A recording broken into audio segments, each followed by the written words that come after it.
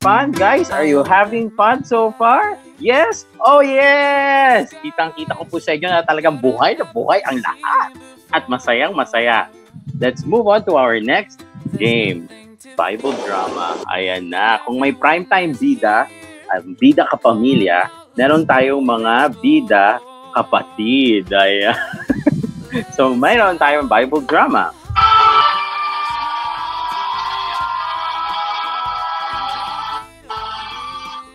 Kamusta mga kapatid? Ako nga pala si S. Isa akong Israelita noong panahon ng Biblia.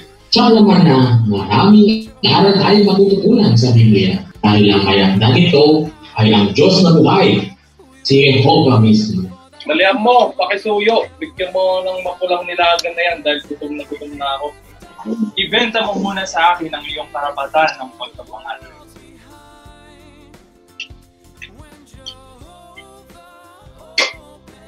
Ibenta mo ang iyong karapatan ng pagkapanganay. Kung mamatay na ako sa gutom, ano pang silbi ng karapatan ko kung mamatay na ako? Sumumpa ka. Iyon na yung pagkapanganay.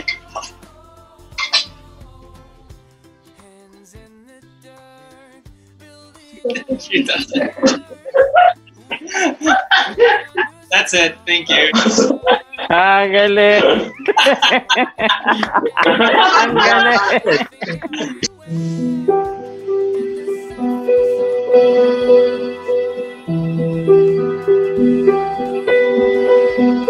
Nakita namin may pumasok dito ng mga lalaki na parang piktik. Ilabas mo sila. Oo, nagpunta rito ang mga lalaki pero hindi ko alam kung saan sila galing. At nang madilim pa bago magsara ang pinto ang daan ng lungsod. Umalis ang mga lalaki, hindi ko alam kung saan sila nagpunta pero kung hahabulin ninyo sila, maabutan niyo pa sila. Alam kong ibibigay sa inyo ni Jehovah ang lupain. Lahat na ng tao ay takot na takot sa inyo. Lahat na nakatira sa lupain ay pinanghihinaan ng loob dahil sa inyo. Kaya pakisuyo, sumumpa kayo sa akin na kung paano kayo pinagpakitaan ng tapat na pag-ibig. Magpakita rin kayo ng tapat na pag-ibig sa bahayan ng aking Ama. Pakisuyo, bigyan ninyo ako ng garantiya. Ibibigay namin ang buhay namin para sa iyo. Kung ililihim mo ang misyon namin, magpapakita kami ng tapat na pag-ibig at katapatan hanggang sa ibigay ni Jehovah ang lupain sa amin. Pumunta kayo roon sa kabundukan, magtago roon ng 3 araw para hindi kayo makita ng mga humahabol sa inyo. Pagbalik nila rito, saka kayo umalis.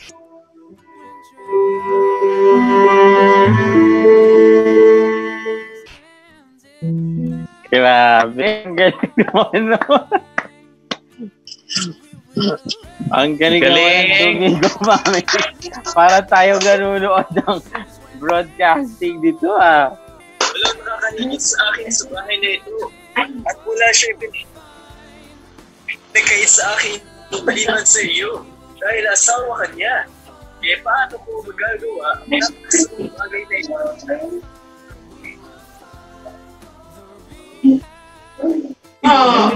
Asin niya. Laban sa Diyos. Na makita ng babae na naiwan ni Jose ang damit nito sa kamay niya at lumakas na labas, inisgan siya at sinabi sa kanyang mga lingkod sa bahay niya. Tingnan ninyo! Tinauna sa atin ang lalaking sabi mo yun para gawin tayong katawa-tawa! At iyon sinabi niya sa asawa niya.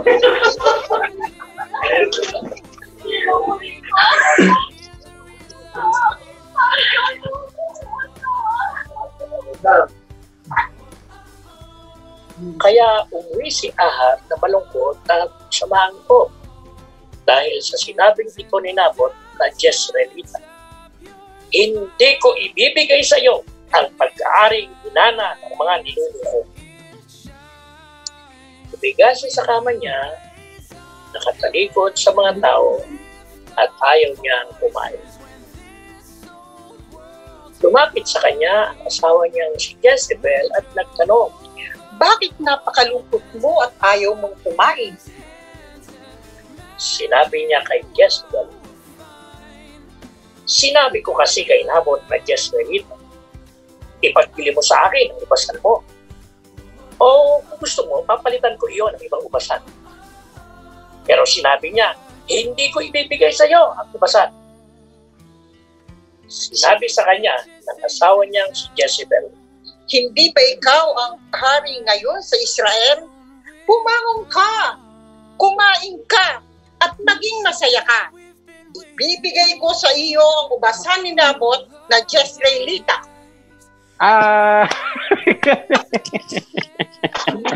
Bitet?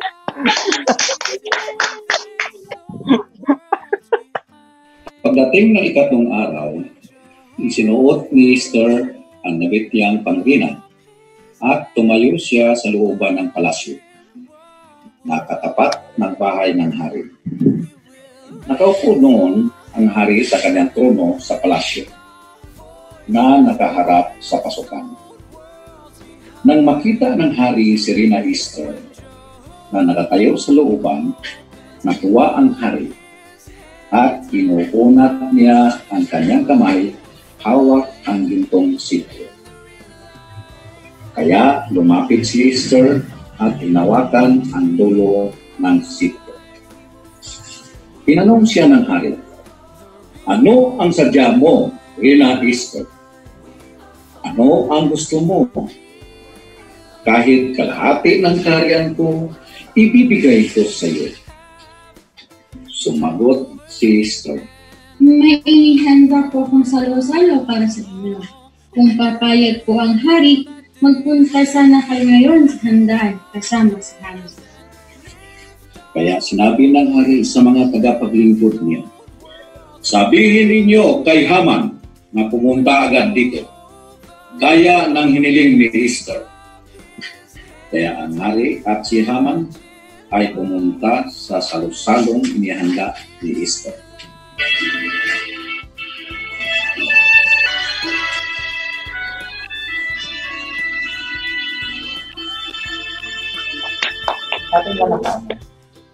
Ako naman ay pupunta sa bakahan upang kumuha ng malambot, batang toro na may malambot na karne upang aking ihahain sa inyong lingkod.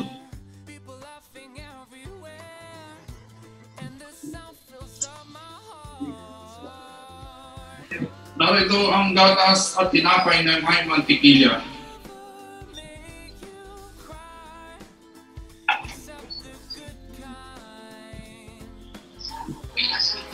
Nasaan ang asawa mong si Sarah?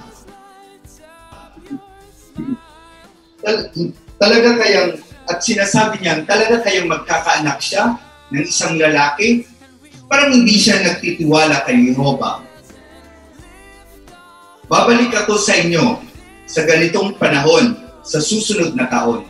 At si Sarah ay magkaroon ng isang anak na lalaki.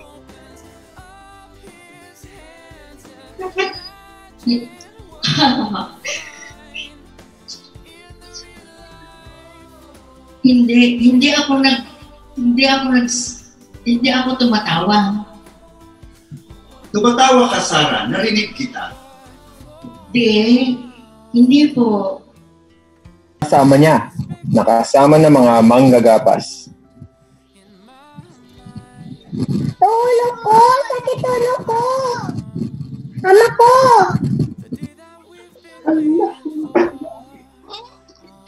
Sinabi ng ama niya sa tagapaglingkod, dalhin mo siya sa kanyang ina.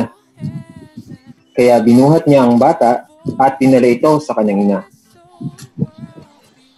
Kumandong ang bata sa kanyang ina hanggang tanghali, at ito ay namatay.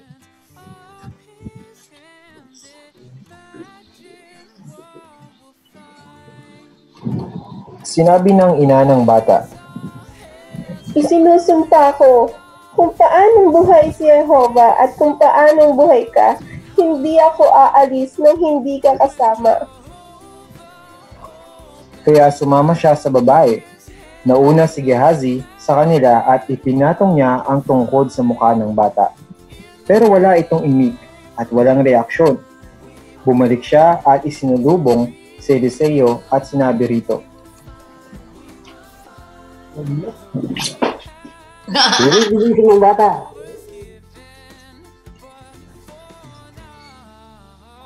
Pagdating ni Eliseo sa bahay, nakita niya sa higaan niya ang batang namatay. Pumasok siya sa kwarto at isinara ang pinto. Siya at ang bata lang ang naroon. At nanalangin siya kay Jehova. Pagkatapos, sumampa siya sa higaan at dumapa sa bata at idinikit ang bibig niya sa bibig ng bata. Ang mga mata niya sa mga mata nito at ang mga palad niya sa mga palad nito. At nanatili siyang nakadapa sa bata. At ang katawan ng bata ay unting-unting umiinit. Naglakad siya ng paro at parito sa loob ng bahay. At sumampa siya sa higaan at dumapa ulit sa bata. Bumahin ang bata ng 7 ulit at dumilat.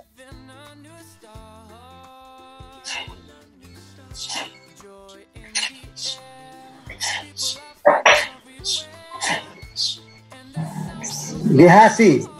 Gehasi! Tawagin mo lang ang babaeng Sunamita. Kaya tinawag ito ni Gehasi at pumunta roon ng babae. Pagkatapos, sinabi ni Eliseo, kunin mo na ang anak mo. At pumasok ang babae at sumubsob sa paanan niya at yumukod sa sahig sa harap ni Eliseo. Pagkatapos, kinuha niya ang anak niya at lumabas.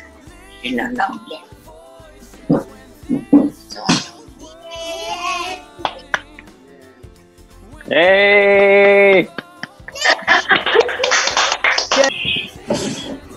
Pakisuyo, pakinggan ninyo ang isang bugtong.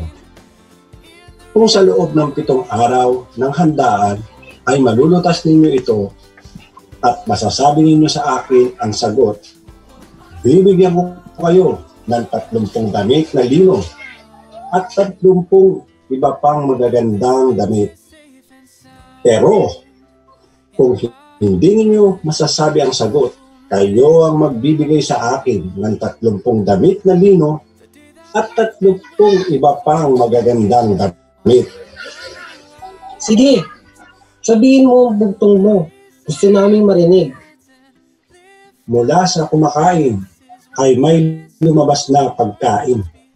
At mula sa malakas, ang matamis ay lumabas.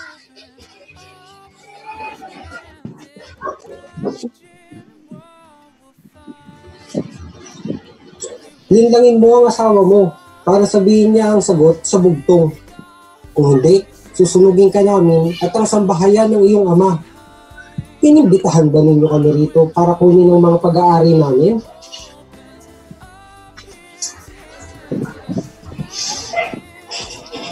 Galit ka sa akin? Hindi mo ba ako mahal?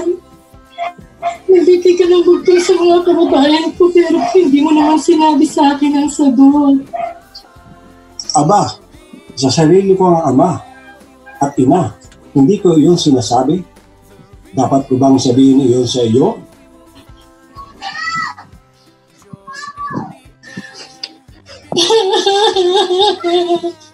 Sabihin mo na sa akin ang sagot. Pakiusap.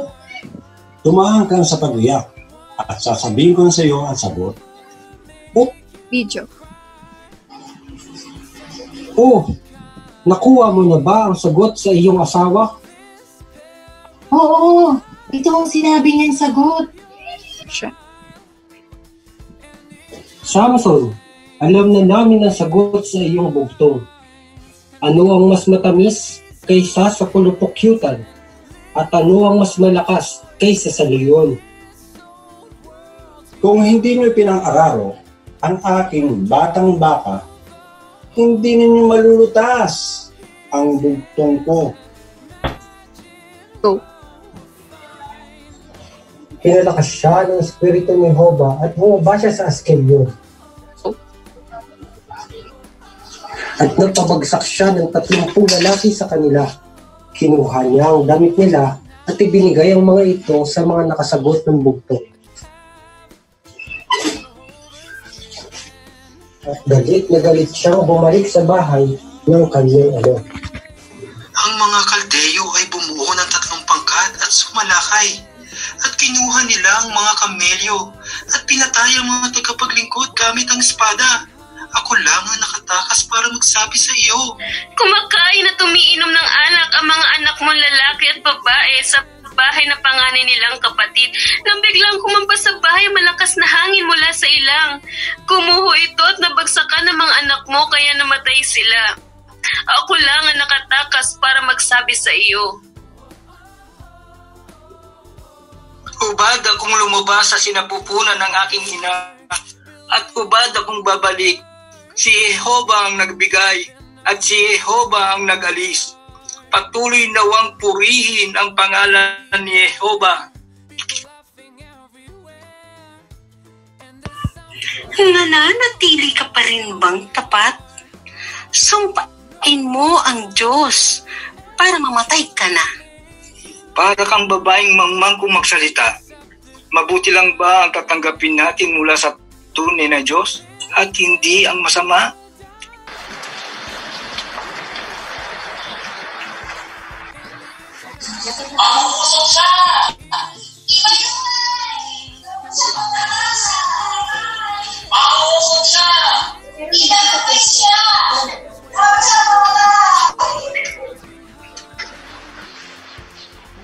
Kasama ka rin ni Jesus na taga Galilea. Hindi ko alam ang sinasabi mo. Ang taong ito ay kasama ni Jesus ng Nazareno. Sinusumpa ko. Di ko kilala ang taong yan. Isa ka rin sa kanila. Halata sa pagsasalita mo. Sumpain ako kung nagsisinungaling ako. Di ko kilala ang taong yan.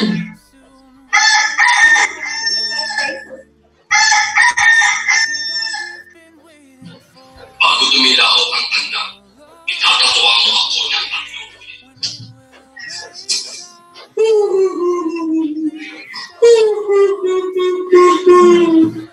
Thank you po sa inyong lahat. Salamat pa! Salamat po. Thank you, Merwin, ha. Ang galing-galing. Thank you po. Thank you po sa inyong lahat. Thank you po sa lahat. Thank you. Ang galing-galing niyo po talaga. Walang Hello wala po. akong masabi. You're about the best. Ayun o. The best among the rest. Nobody else. Thank you po. Good night po sa inyo. Sleep well. Palakas po tayo. We'll see you guys tomorrow. Picture po muna tayo lahat. Ay, picture daw po muna lahat. Smile. Sige po. Ito ba? 1,